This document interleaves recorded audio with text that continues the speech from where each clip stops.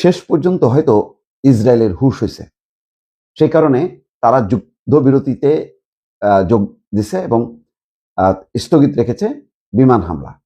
এই একটা খবর। আর শেহবাজ শরীফ পাকিস্তানের প্রধানমন্ত্রী বলেছেন যুক্তরাষ্ট্র ইরানের যুদ্ধবিরতি তাৎক্ষণিক কার্যকর, অর্থাৎ এখন যুদ্ধবিরতি কেউ এটা লঙ্ঘন করতে পারবে না।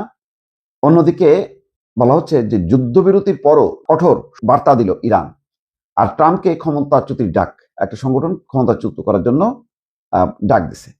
তো আগে দেখি ইসরায়েল তো মানে বেপরোয়া, কাউকে মানে না। এখানে বলা হচ্ছে যে যুদ্ধবিরতিতে যোগ দিয়েছে ইসরায়েল, এবং এই যুদ্ধবিরতি কিন্তু লেবানন পর্যন্ত বিস্তৃত, যে কোথাও কোনো হামলা করা যাবে না। একই সঙ্গে আলোচনার সময়কালে দেশটি তাদের বিমান হামলা স্থগিত রাখতে সম্মত হয়েছে। ইসরায়েল বিমান হামলা করবে না। মার্কিন প্রেসিডেন্ট ডোনাল্ড ট্রাম্প ঘোষিত এই যুদ্ধবিরতির অংশ হিসেবে ইসরায়েলের এই সিদ্ধান্ত এসেছে বলে জানিয়েছে হোয়াইট হাউসের এক জ্যেষ্ঠ কর্মকর্তা। এর আগে ট্রাম্প ঘোষণা দেন 2 সপ্তাহের জন্য ইরানের উপর বোমা বর্ষণ এবং হামলা স্থগিত রাখা হবে। তিনি এটিকে পারস্পরিক যুদ্ধবিরতি হিসেবে উল্লেখ করেন। তবে এই যুদ্ধবিরতির শর্ত হিসেবে ইরানকে হরমুজ প্রণালী সম্পূর্ণ নিরাপদ এবং তাৎক্ষণিকভাবে খুলে দেওয়ার বিষয়ে যুক্ত করা হয়েছে, এবং সেটা মেনেও নিয়েছে ইরান। সময়সীমা শেষ হওয়ার প্রায় 1.5 ঘন্টা আগে এই সিদ্ধান্ত আসে, যা চলমান উত্তেজনার মধ্যে কূটনৈতিক অগ্রগতির ইঙ্গিত হিসেবে দেখা যাচ্ছে। অর্থাৎ ট্রাম্পের যেই আজকে বাংলাদেশ সময় ভোর 6টা পর্যন্ত ছিল, তার 1.5 ঘন্টা আগে এই নাটকীয় সিদ্ধান্তটা আসে, এবং সাথে সাথেই তার ইতিবাচক প্রতিক্রিয়া দেখা গেছে। তেলের দাম কমতে শুরু করেছে এবং শেয়ার বাজার ঊর্ধ্বমুখী হয়েছে। এদিকে কঠোর বার্তা কি? যুক্তরাষ্ট্রের সঙ্গে 2 সপ্তাহের সাময়িক যুদ্ধবিরতি সম্মত হলেও নিজেদের কঠোর অবস্থানের কথা পুনর্ব্যক্ত করেছে ইরান। দেশটির সর্বোচ্চ জাতীয় নিরাপত্তা কাউন্সিল থেকে দেওয়া এক বিবৃতিতে এই যুদ্ধবিরতির বিষয়টি নিশ্চিত করা হয়।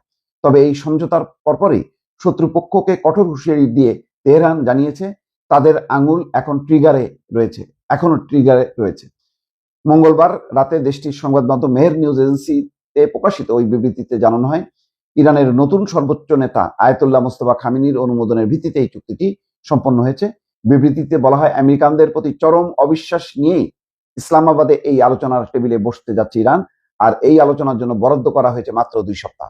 তবে দুই পক্ষ একমত হলে এই সময় আরো বাড়ানো যেতে পারে। এই সন্ধিক্ষণে আমাদের জাতীয় ঐক্য অটুট রাখা এবং বিজয়ের আনন্দ পূর্ণ শক্তিতে উদযাপন করা মানে অত্যন্ত জরুরি।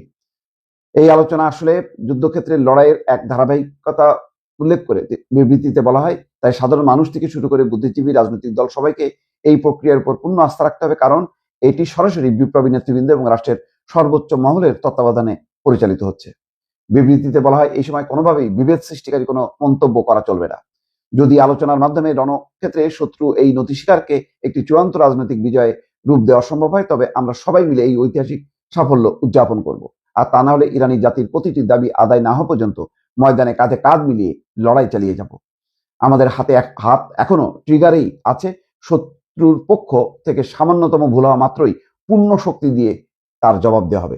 অর্থাৎ ট্রিগারে আঙুল দেওয়া আছে, যদি শত্রুপক্ষ লঙ্ঘন করে, যদি হামলা করে, সাথে সাথে পাল্টা জবাব দেওয়া হবে। সাব্বাস ইরান, এমনই হওয়া দরকার তার কমিটমেন্ট।